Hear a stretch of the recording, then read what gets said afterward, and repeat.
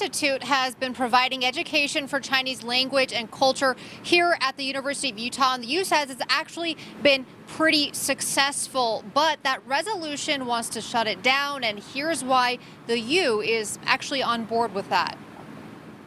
It's been part of the offerings on campus for several years, a way to raise awareness around Chinese culture at the University of Utah with instructors from China. It's been everything from, teaching Chinese language to raising, cultural awareness, sponsoring films, musical performances, art exhibits on campus, public lectures. But the Confucius Institute has become controversial, with accusations and warnings that the institute goes beyond a curriculum of culture and language. It's quite a laundry list, as State Representative Candice Perucci will explain. The State Department has actually identified Confucius Institutes as a Chinese Communist Party propaganda outlet. The Senate's Committee on Investigations has found a lot of concerns with the contracts that we have in place. The American Association of University Professors has serious issues with the academic freedom restrictions that are put in place in these contracts. So, and that's just the beginning of it.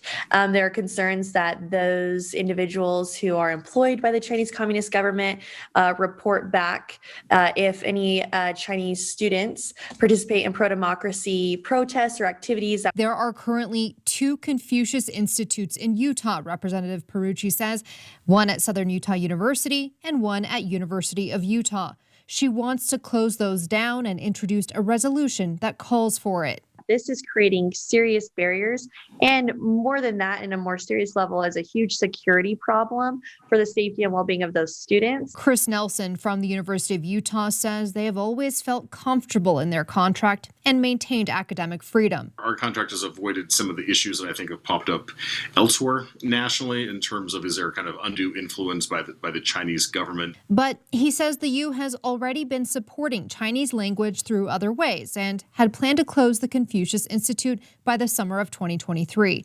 The resolution calls for shuttering the Confucius Institutes by December 2022. This legislation we're in support of, and just kind of moves up our time frame a little faster than we were initially planning. If the resolution passes, they'll have just under 2 years to make that transition. So hopefully that's also an amount of time for universities to have a replacement program in place that is solely operated by the university and obviously structured from within so that those opportunities to learn Mandarin Chinese are still on campus.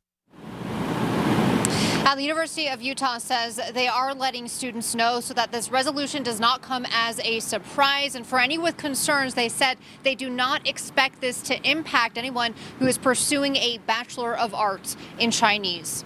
Live at the University of Utah, Lauren Steinbrecher, Fox 13 News, Utah.